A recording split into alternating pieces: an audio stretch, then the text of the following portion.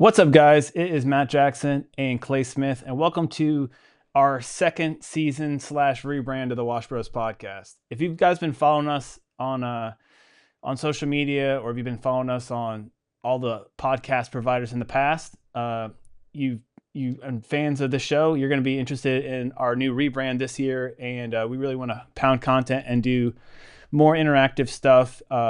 And you'll see us probably do podcasts from job sites and here and there. So we're expanding this year, so it'll be a lot more value packed and entertainment for you guys. So you want to kick this off, Clay? I mean, I know this is going to So be glad like to be our back. second one.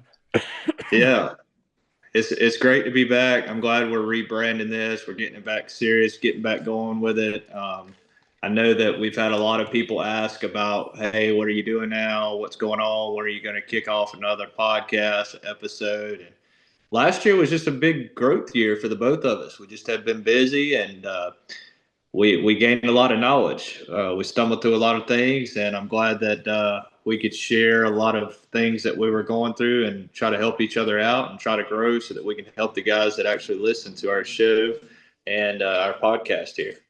Exactly. Yeah, because I remember when we were doing the like the last time we were doing the Wash Bros, I was kind of in that growth season. And then last year you were in the growth season. So it's one of those things we were like catching back up, and like the journey I went through in 2023, 20 you pretty much went through 2024 of last year. So we're like recouping now, and we're like, all right, we both made these huge leaps in our businesses, and now we can like break down what we've learned and how we're approaching the 2025 season, and bringing back the Wash Bros and talking to all you guys in the audience as well. And hopefully we can get everybody on board and help out and inspire people and get everybody ready for the spring that's coming up real soon.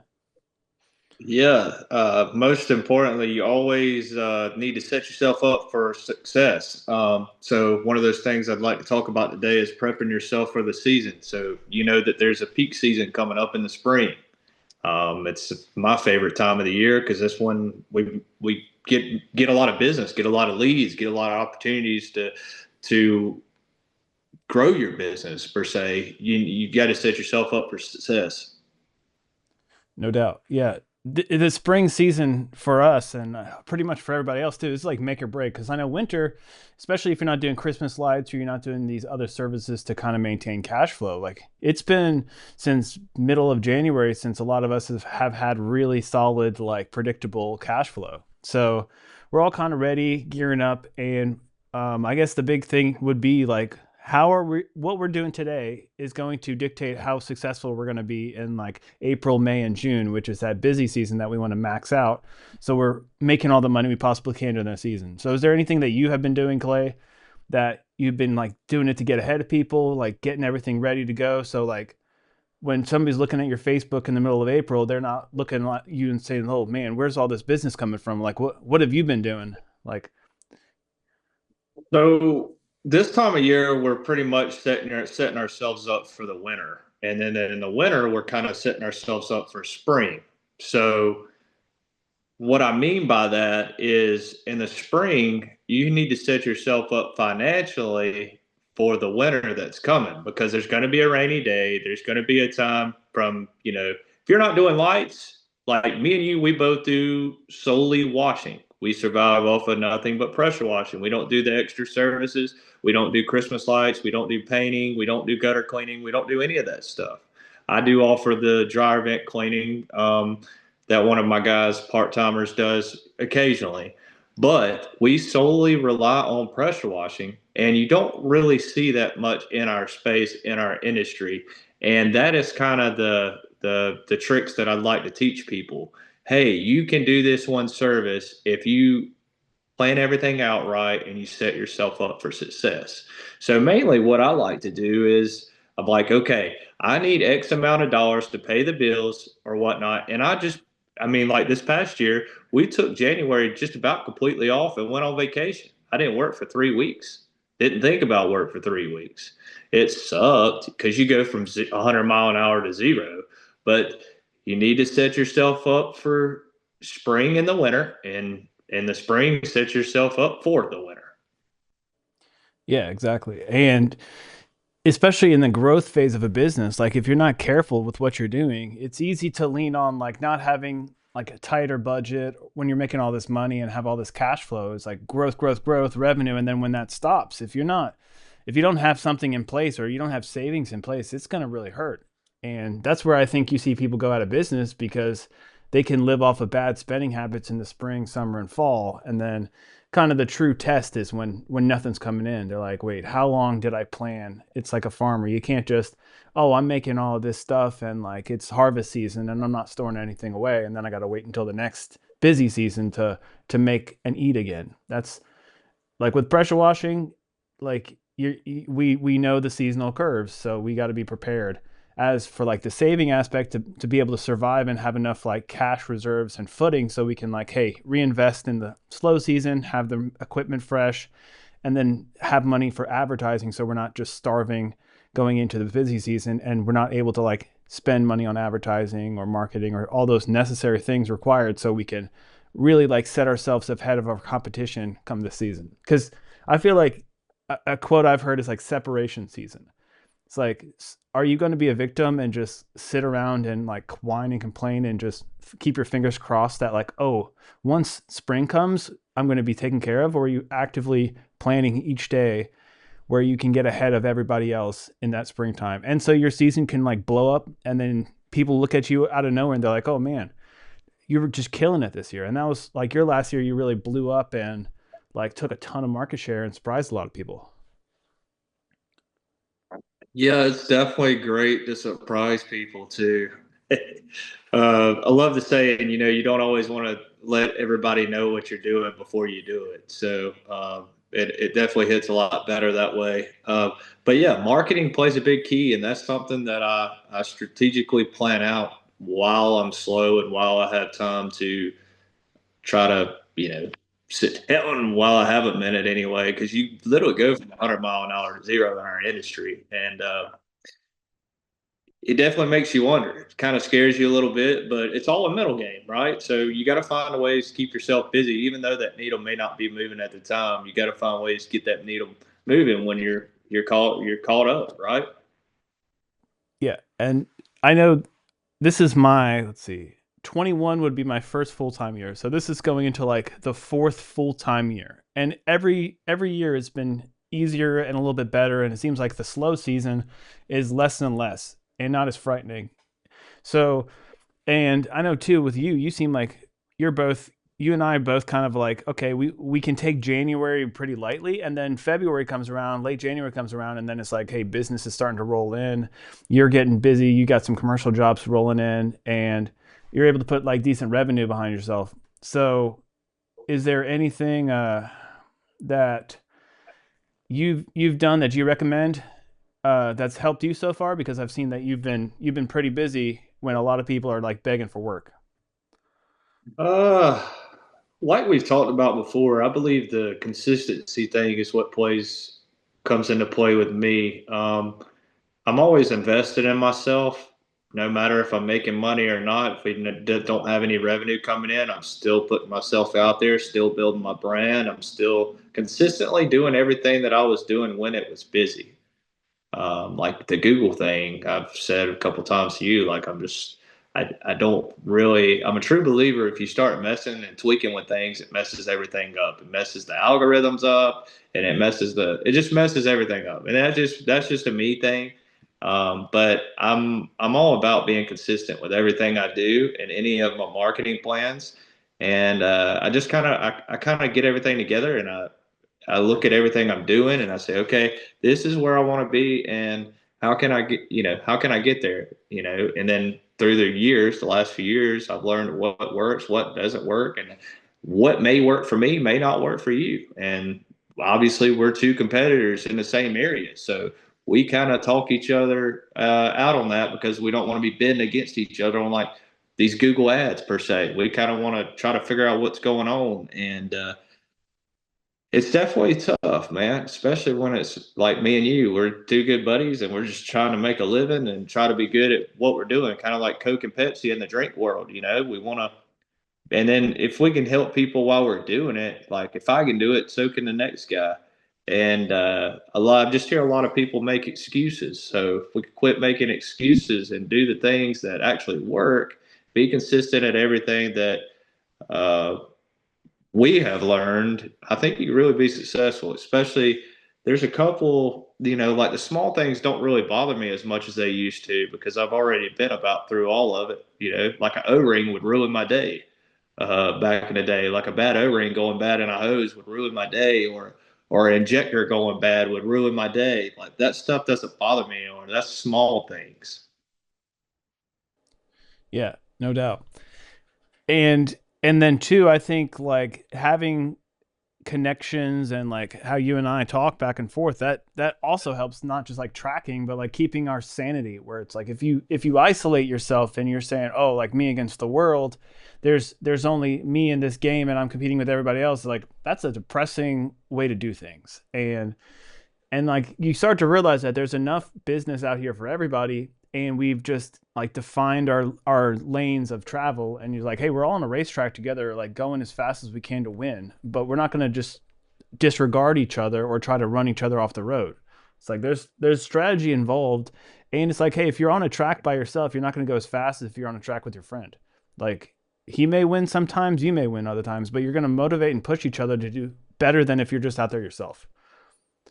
Yeah, it's like that lake house I was at the other day, and he was like, "Damn, I was just there a couple months ago." Like, whatever, right? So we probably share a lot of the same customers, whether we realize it or not. And Exactly. I think a lot of guys get a little salty about that, but goes back to following up with your customers as part of the sales process. That's I think that helps me out a lot having a sales background. If you don't have a great sales background, you don't understand the processes of following up with customers and the correct way of doing business with people.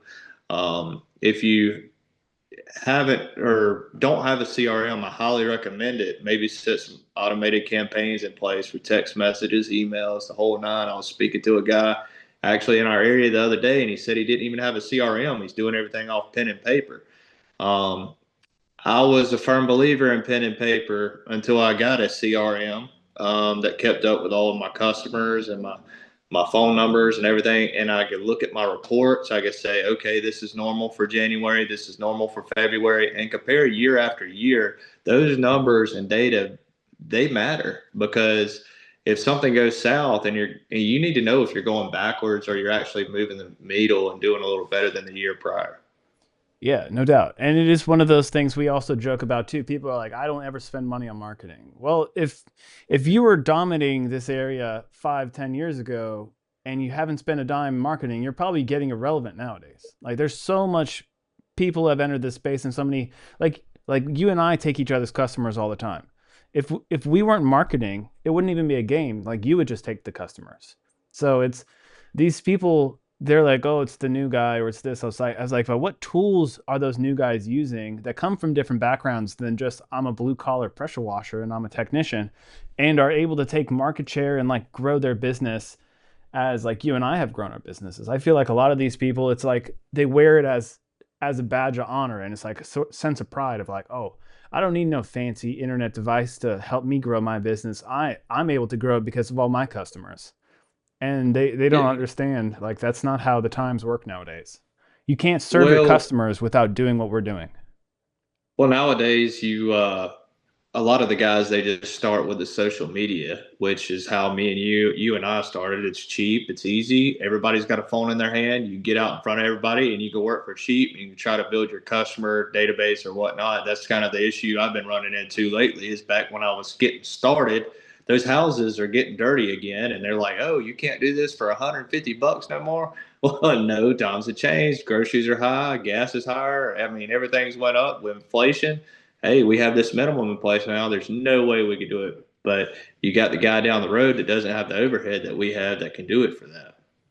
Exactly. It's one of those things. It's like, hey, that was the easy pond that we were fishing in back in the day when we didn't have money, we didn't have branding, and we were having less value to provide. So, yeah, if you're like, man, I make $30 an hour, $20 an hour in a job, if I can pressure wash somebody's driveway and it takes me an hour and I can make $150, that's killing it. And you see like as we grow and as you like evolve as a company and a brand, you have to invest in yourself. You have to invest in growing into bigger customers who have more money and who value a actual company as opposed to like that low cost value option of like, hey, can you clean my house this one time, and who's the cheapest option? And you and I see the same thing. Like we run these email campaigns every so often, and it's like, hey, if I've been doing houses around the area for 5 6 years, these people who I've done their house 4 years ago, they're reaching back out because it's dirty. And they're used to paying, like you said, 150 or $200, however much it was when we first started. And then they're like sticker shocked by saying, hey, we're over double the price. But like if we were just relying on those people to come back to us, we would never be able to grow our business and kind of narrow down all those customers. It's like we're sending out emails the last couple of days, and you're looking at like how many emails we have. We have like over 2,000 contacts in our CRM, and not everybody's going to be our customer as we grow. So it's one of those things where like sorting out the customers that value us and that their jobs are sizable enough where they can hit like our minimum order quantity, and being okay with saying like, hey, I know you were my customer from back in the day, but if your budget is like $150 or $200, I'm sorry, we no longer can service your house for that price just due to basic economics. But there's plenty of other people who are pounding down the door on Facebook wanting to like undercut everybody else. And that's like the slow season. You're starting to see people coming out, they're hungry, they haven't had work in a while, and they're just undercutting everybody. And that's what we're seeing on these Facebook groups, that like, yeah, we will get recommended a lot, but there's also like 60 other people that say, oh, I can do it too, I can do it too, I can do it too. And the likelihood of those people going with you or me, unless they really want to go with you or me, is not very high, because a lot of times they're just underbid, underbid, underbid. And that's like not where you and I want to be, because No, it was just like I was telling you a minute ago. I just got off the phone with a guy that was another local pressure washer. It looked like he was a little new in the area and calling me saying, hey, I think this customer is trying to pin us against each other. And I'm like, man, I'm not in the business to compete. I spend too much money on marketing. And it takes a while for you to kind of realize that, like, if you're really all in and you truly believe in your brand and you have a good brand and you value your brand, you built value in your brand, everyone just about knows, that you're a good. People see you everywhere. With our wraps, a lot of people see me everywhere, whether I realize it or not. And every time I talk to them, they like, I see your trucks everywhere, and I'm like, awesome, cool, and that's really cool to be seen around town, and to know that you're legit. They think you're legit. They know you're legit just because they've seen your trucks. They see your 300 Google reviews, your 400 Google reviews, however many you have, and you build a good reputation over the years, and you're all over the internet. You can see us on TV. You can see us on YouTube. You can see me on Facebook, Instagram, and that's another thing. Don't put all your eggs in one basket. You need to diversify your marketing. I think that's huge, because if anybody's listening to around this time, like February 10th, when we're shooting this episode, and they've had a Google account, they know that Google's been really fishy this past weekend, this past week, with not displaying the correct amount of views. So people are waking up thinking, oh, I have 500 reviews on Google. And then there's like, why is it showing 410? And when you're putting all your eggs in one basket, and this is a thing with Google in general, like Google's always really finicky. You're trusting these huge tech platforms, and you're just a number for them, and they're over here trying to sell you ads and all this stuff. So like they don't care if you're not getting all the reviews. They don't care about you. They're just caring about everything as a whole. So like we're putting all of our eggs in these baskets of these companies that don't care about us. And all it takes is like an algorithm change, and then we're no longer able to get the same amount of business from these sources that were like our holy grails of business. And like Facebook is big. Facebook is a good one for me that I started on, but like we're talking about, with so many people who have jumped into this space, it's hard to compete on Facebook because there's 60 to 70 comments of companies in our area that do the same thing we do, that are willing to just race to the bottom in pricing. And it's like you got to be diversified, you got to be spread out, and like how you and I both, like we try to be all over the board when it comes to like how our customers are seeing us, not just, oh, I'm the number one guy on Facebook, and then 2 days later somebody else is running the same ads as you, and they're every 5 seconds they're like trigger fingers in these Facebook groups where they're like, hire me, hire me, hire me. It's like that's an exhausting way to do business, in my opinion. Yeah, when I left the car business, I kind of got out of being acting too desperate. Even when I was selling cars, I think that's what set me apart. I wanted to be different, and I wanted to not do what everybody else is doing. So if you could set yourself apart and be a little different than everyone, find your own twist, find your own spin. And, everybody calls me the watch daddy. So that's another catchy thing. Call the watch daddy, call C3 or call Matt the driveway guy, call Matt and Matt the driveway guy, right? So Yeah. how can you set yourself apart, brand yourself? Personal branding is important, and it ties into your business. If you can build a good personal brand, which I believe has helped me so much, I have not stepped foot in not a single whatsoever, have not stepped in foot any networking ever networking meeting, which is a lot of people. I think networking is great if you don't know nobody in the area. But I did a good job on social media building my personal brand with the people that are on I guess, my social media. And then we started the TikTok, the Pressure Wash Guru. If anybody's listening, go follow me on Pressure Wash Guru. You can see a lot of my work there and Facebook Reels too. Give me a follow on my Facebook page, Clay Smith. Give Matt a follow on his social media as well.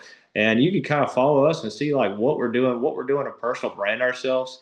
And personal branding, going back to that, one of the main things that I like to do with a personal branding is there's a little tab that pops up in your notifications every morning, and it says, "Wish these people a happy birthday." And it's usually about 10 to 15 people. And what I usually do is I click that, and every morning when I wake up, I wish everybody a happy birthday on my Facebook post. It's personal. It takes 5 seconds. It's like sending a birthday card, really, and you're doing it on social media. And these guys are like, "Dang, he actually pays attention to my stuff." Part of personal branding. People are going to remember you when they need pressure washing. That's actually a really good snippet right there. That would be a good reel. But it Very is good like reel. Yeah, but you're creating that personal touch. You're not over here saying, "Oh, look at me, I'm posting about stuff." You're like actively like reaching out and being personable to somebody, and they're making a connection to you, and they're like, "Oh, cool. That guy that runs that big business, and whether or not I met him in person, I follow him. He reached out to me and did something kind to me, so I'm going to return that favor."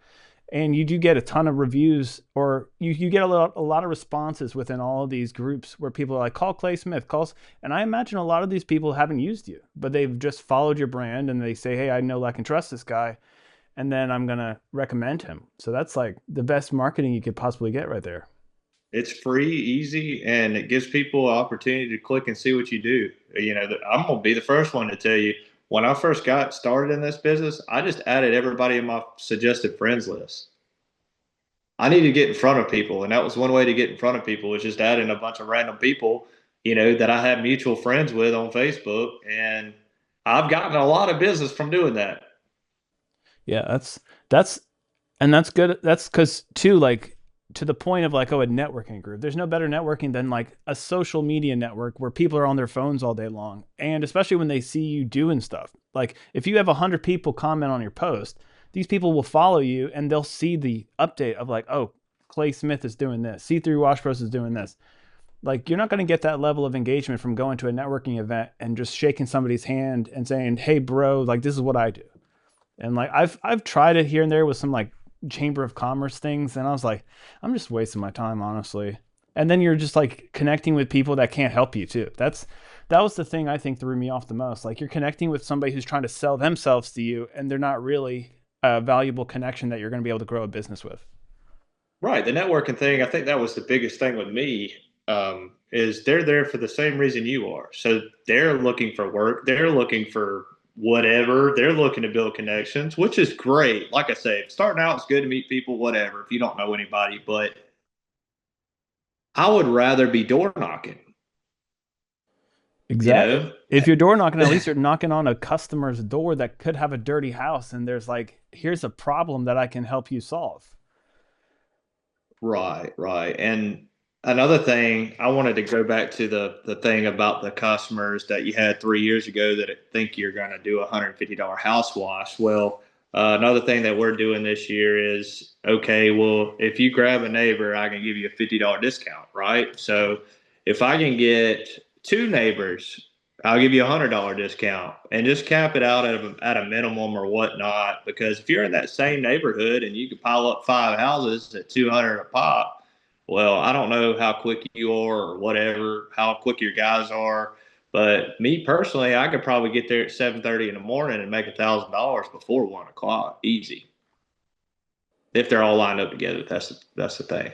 And yeah, and I swear I've done a lot of that too. And then you'll get these like not necessarily like an HOA job, but it'll be like 5 or 6 neighbors, and they're like, "Hey, we're ready for you to come out and clean our street again." And that builds up, and before you know, you're like, I got like $5 or $6,000 of work just being in these neighborhoods. And then when And everybody they sees you, accumulate over time. You know, you'll add a couple every year, and before you know it, you're doing the whole neighborhood. yep. And then you're like, you almost have to reverse engineer, and you're like, what's my daily rate? If I'm here for the day, like you said, I have a full tank of water and I'm driving 10 feet, dropping the hoses and doing another house. It's not really costing me that much money.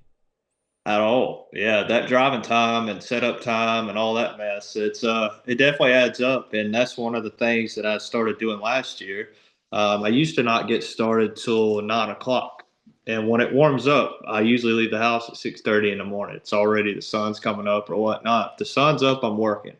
So I think I did as many as 6 stops solo last year. Yeah, that's pretty good. So that is 2 days to a lot of people.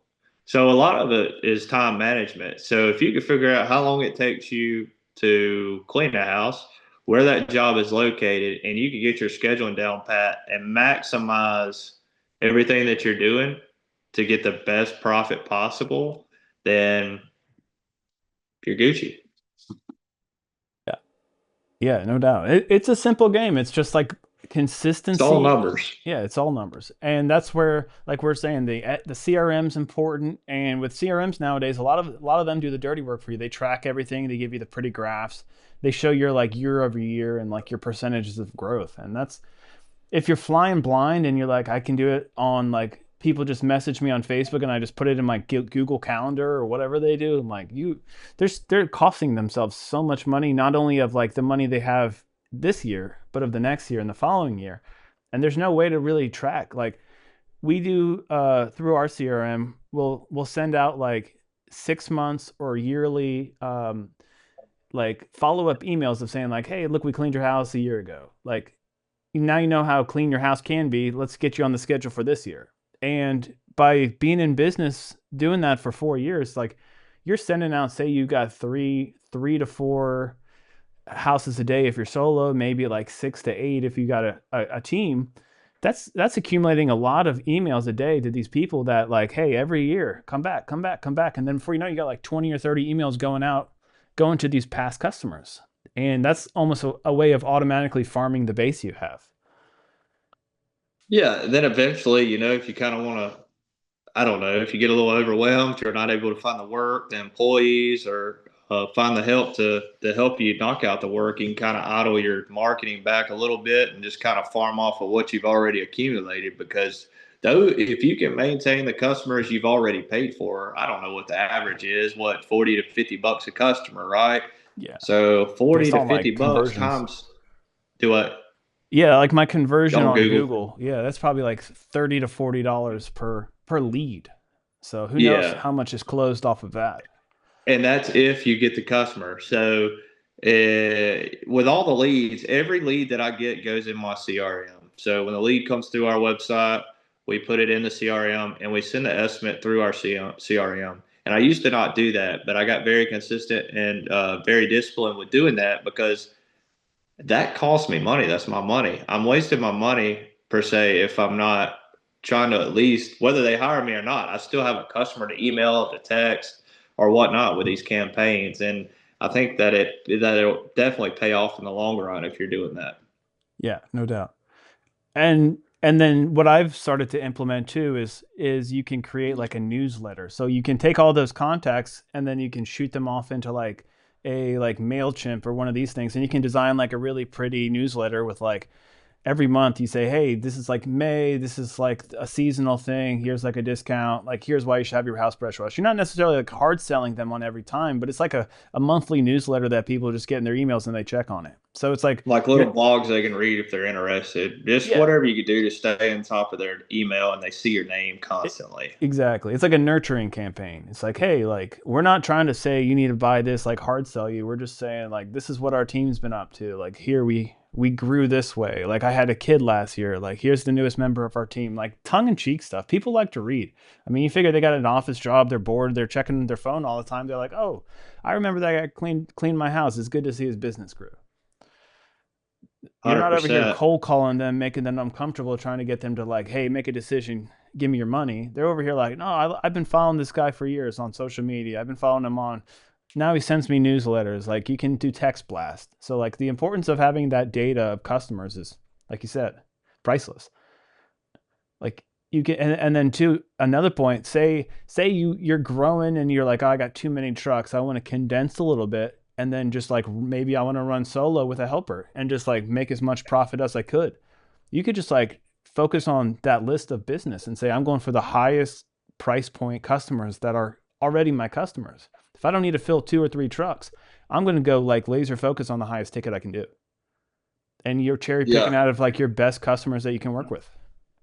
100%. Get your higher ticket. And that's another thing that I've kind of focused on. Do I want to be volume or do I want to chase those higher tickets? So it all builds back to how you set yourself up and what you're trying to achieve, what you're trying to accomplish, and setting the goals in the winter for the spring, and then setting your goals for what you want to do in the winter. Like for me, last year it was taking that vacation I was talking about, and then for the spring, it's so how do I set myself up for the marketing?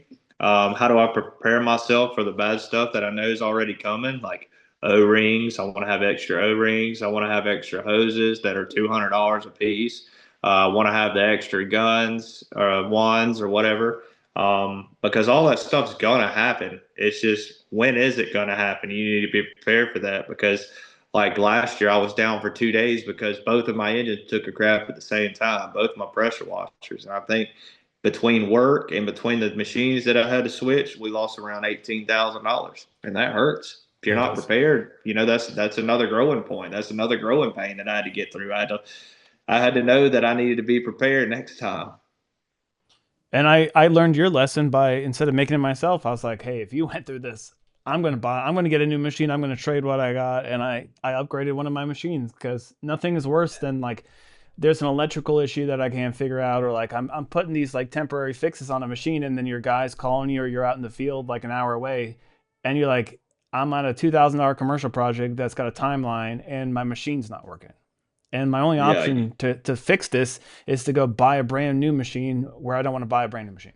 So it's like figuring I out learned a like the long peace of time ago. mind. You definitely got to take care of what takes care of you because if you don't, then you in a mix for something crazy coming on. It's coming. Yep. It's gonna happen. It's a bad day. It's a bad day waiting to happen for sure.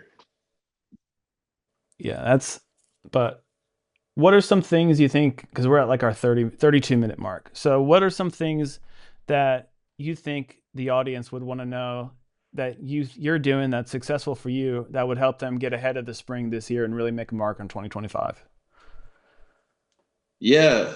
So believe it or not, like we're on the February 10th mark, and I'm already spring busy. And I think the biggest thing that played into part with me was being consistent in the marketing. Um, whether I was bleeding or not, I was still paying into the marketing. All of my marketing has not been, I mean, it's been the same ever since. The only thing that isn't the same is the TV. The TV is the TV commercials. They're very costly, and that's the only thing I turn off. I can turn those back on. People still talk about how they see me on TV all the time, and I don't even have the commercials on right now. So they're getting ready to ramp back up. If the TV was kind of just kind of like a let's it would be cool to be on TV thing. And it's a long term play. First year you don't really make money off of it, the return on investment, and then it's a long term. It's a different kind of customer than Google. The Google is a right now customer, and the TV is a long term customer. Definitely don't recommend it till later on. Once you're going to be successful and know you're successful, and you're going to find those better customers on TV. So another thing, so number one was my marketing. I've set myself up. I've learned over the last 3 years. This is my fourth full year. You're 1 year ahead of me as far as however many years, but anyway, Yeah, like full time, I I've made the just jump. Like my first full time year was 21. So like halfway through yeah. 20 is when I decided to make a jump when the world was shutting down. 22 was my first full year. I started in 21, so Yeah. I've learned off of all these years, all the headaches and everything, and I've grew every year. So everything has worked out to everything I've learned on. So marketing would be number one. Number two is having number two would be just having two of everything. Like something's gonna break. I don't care how new it is. It's gonna break. You're gonna bust a hose. You need to be ready to throw another hose on there. You're gonna bust a O-ring. You need to be ready to put another O-ring on. Just little stuff, and you need to know what you're looking at. Like if your machine's doing something weird, educate yourself. Look up things on YouTube. Educate yourself. I tell everybody all the time. I go to YouTube University for a lot of things that I learn, and educating yourself constantly on your industry and what's going on around you and what's going on out in the field. Like I say, the equipment thing, I think that was the biggest thing is learning what my machine's doing when something doesn't seem right. And it could be as little as an injector not pulling properly. You know, it's that ball stuck or whatnot, and you can't get the daggum chemical out. Well, every second that that chemical is not coming out, you're not making any money. Um, And then number three, I think just building the relationships. I have people call me all the time. Me and you, I know we use the same chemical distributor, and I've had a lot of people call me and trying to sell me their chemical, and it's $5 cheaper a drum, and I'm like, it's not even worth it. Like you would probably have to give it to me for free in order for me to switch back and forth. I mean, I built such a good relationship with these people. They would open the doors on their day off to make sure I was good, right? And building relationships and doing business with people and taking care of the small businesses that take care of you. And that's the biggest thing that I've learned over the years and how I prep for my season and sending these campaigns out, looking at the numbers, knowing what to expect, knowing that I need to hire somebody before this next month and get somebody trained up because it's about to get really busy. May is typically the busiest month of the year, one of them, and February is kicking off to a great start for me so far this year. So those are some things that I could definitely make sure you need to know before the spring, just off of the stuff that I've learned, and be all in all the time. I've had a good friend of mine used to say that all the time. Be all in. I used to want to be the tight ass. I didn't want to spend no money. I didn't want to invest in myself. And once I started investing into myself, that's when I really started to see my business soar. So those are just kind of a couple key marks that I've learned. What would you say that has helped you? I think, like you said, the consistency, and then you're building your brand up to a certain point where you just are in more of a maintenance mode of it. And I mean, just creating like what we've been doing is just like getting everything ready. We got equipment upgraded, and then we're kind of like mapping out like how long we're running one truck, and then the second truck we kind of bring in next month, and then just figuring out like, all right, all these customers we've like starting to nurture, we're running a like a discount sale, or like we're running like a hey preseason sale where if somebody wants to book before March 1, like they get a discounted rate before we go into our full pricing. Like we're trying to create some urgency there to get people on the books like towards the end. Like this week on of February usually starts to fill up, like you were saying. You're going through like spring numbers, and it's like, hey, if we can fill a truck like 4 or 5 days a week, that's like the goal for us. And then we really start ramping that momentum up for like March, April, May, June, and then trying to carry us through the summer. So what we're doing this year that's a little bit different than before is trying to like be more proactive going after commercial work. So there's property management, facility management companies, and we're trying to go after work where like, hey, we can pull 2 trucks on and be like very cost effective, yet we make a lot of money for ourselves too. So like how can we utilize like pretty much our current schedule and find ways to say, instead of doing $1,000 or $1,200 a truck or $1,500 a truck, how can we like find a $5,000 job and we throw 2 trucks on it and do it in like a day? Kind of like you had a situation over the weekend where you're like, I was able to like have you and a helper, and then you're making like 4 or 5 thousand bucks on a Sunday.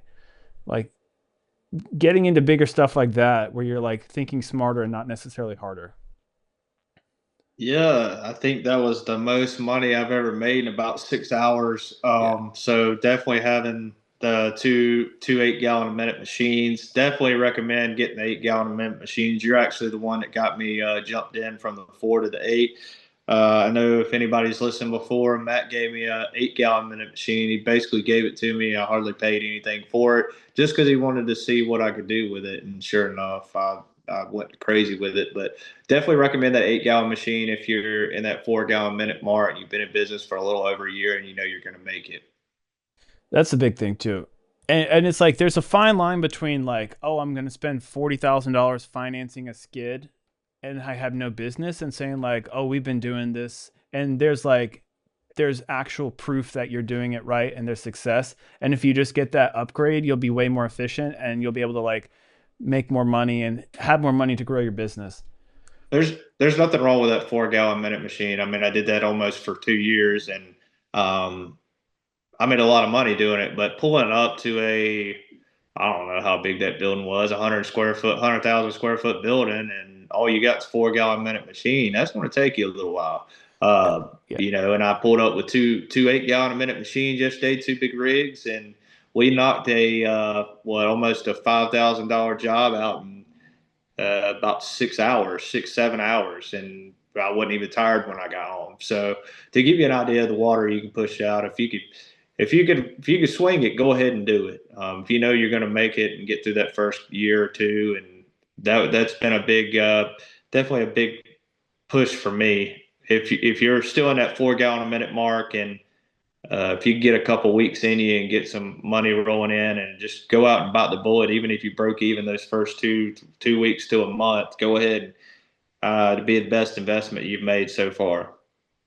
Yeah. Because And then two, this is one of those things. Invest in things that other people aren't necessarily doing, especially when it comes to marketing. Because you see the YouTube guys, they're all saying the same things. It's like, oh, you got to go door knocking, or you got to go like hang flyers on doors, or oh, you got to like throw rock flyers or whatever the thing is. And then or you're going through Facebook groups, and we're starting to see like everybody's doing the same thing. So like if these were your ways of marketing like back in the day and it worked for you, great. But like when everybody's starting to do it, we need to start evolving into shifting into different things. So that's where like the personal brand that like you do really well at, like it's based upon like your personal Facebook page, because you get like insane amounts of numbers of people that see your personal Facebook page. And then they like follow you as a person and they say, oh, well, I want this guy to clean my house. And like I run a lot of my business stuff through my Matt the Driveway Guy page, and I run a lot of paid ads behind it. But I'm finding, kind of following what you do, by like trying to implement my personal page and like me personally into my Matt the Driveway Guy and tie it all together there. Like I'm getting more reach and engagement from that than I was just like, oh, I can put X amount of money a day into these ads and everybody's seeing my business page constantly, but it's not as meaningful and important as like, oh, this is like me as a person. And the that's best what that's what I see you've done recently, especially this past year. And I'm like, you're doing really good in the area for the personal branding. And the best thing about it is they already feel like they know you and they trust you before you ever come out. So they're just like, whatever, you don't have to negotiate price or none of that. I don't negotiate to begin with, but they ask about veterans discount or senior citizen discount and all that stuff. But if you build your brand good enough and they've done their research and they know the good work you do, then they're not going to ask for a discount. Yeah, and I think they're like, hey, if you're doing a good job and you're fair, like, hey, profit. There's nothing bad about profit, and I think people are like, oh, I can't be expensive. I'm like, you price yourself accordingly to the value you give, and like you and I both are priced similarly, and we're not discounting, and we don't have to like drop our drawers to get business. It's like, hey, this is the price. Come and take it. And a lot of times, like you say, oh, this person's trying to negotiate with me, and you're like, hey, look, man, I don't negotiate. Like, I got availability like on Tuesday of this week if you're interested. And a lot of times they'll be like, okay, put me down. People ask for $20 off. I mean, It's like, are you going to like, pay come 20 on. bucks of gas for me to drive to your house? Because I'll do that. Right, right. Yeah, if you want to call the clerk up at the gas station and tell them you got my gas bill. Yeah. It's like, But yep, you pick but up the yeah, dinner tab. We'll do it for 20 bucks off. I know that's right. Yeah, but I feel like we've had a good, successful episode back here. It's awesome. I'm excited to be talking about a couple of things. Excited to get this back going. Hope a lot of people are watching. Hope a lot of people are staying in touch. We're going to try to keep this consistent. Probably see us out on some job sites a little bit. Kind of see us out in action. See that we're real people. We actually do work. We're not just selling a dream and a blueprint online. because what may work for me may not work for Matt, or it may not work for you. But all we can do is try to help you and give you the best advice that we can, and be honest with you versus just trying to sell you something that just worked for us. Exactly. Yeah. And it's not like, hey, we made this much money and we're selling you on what we did 1 year, 3 years ago. It's like, hey, this is This what is the we're same actively exact doing. thing that you need to do, or you're not going to succeed. Well, that's very false. So Yeah. Like if we could anybody just can be make five hundred honest. thousand dollars a year and go out of business because they're spending $600,000 to do it. I mean, we kind of teach each other stuff every day. I know me and you talk a lot, and we kind of feed off of each other. We kind of learn from each other, and I think that's what makes us both successful as business owners and pressure washers. So, if we can use what we've learned to expire and help other people, and maybe get them into our business models, because me and you have about the same business model and about the same pricing or whatnot. I mean, we're pretty much, we could probably swap trucks and still do the same thing and make the same money, just about, I'd say. There's countless times where I feel like they've hired me thinking I'm you and they've hired you thinking they're me. Like I had a guy, he's like, "Yeah, you do such great work. You have a blue truck." I was like, "I don't think I have a blue truck, but I think I know who you're talking about." Yeah, I just go with the flow. I had something like that happen, but was with another company the other day. Yeah. But Yeah. but yeah, man, it was awesome to be back on here for the first episode of season two. It's glad to do kick off season two. I'm excited. Hopefully, we can kick off some good stuff and share some good knowledge for the Yep. next people for episode two. Oh yeah, we're going for the more hybrid approach with this one. So we're gonna be like, hey, we're in the field today, we're on a big job, like we can showcase this, we can showcase that. Just something that's different than what everybody else is doing. Like we're not in our home studio at like 9 p.m. every night saying like, hey, look, this is what I said I'm doing. I'm like, no, this is live from the action. So Yeah, we can do a Q and A hopefully as yep. well here soon. That way, yeah, exactly. We can be more interactive and throw comments on the screen and all that. So it'll be fun. Yeah, man, I'm excited. I'll see you in the next one. Yep. But yeah, we'll kick this thing off, and then the next time you guys see us, we'll probably have some fancy overlays and some cool intro and outros. So it's a work in Yeah, progress. But as always, everything check you, us you out. yeah, Check us out on Facebook, Spotify, all the platforms for podcasting. We're there. absolutely. All right, Clay, I'll see you. See you later.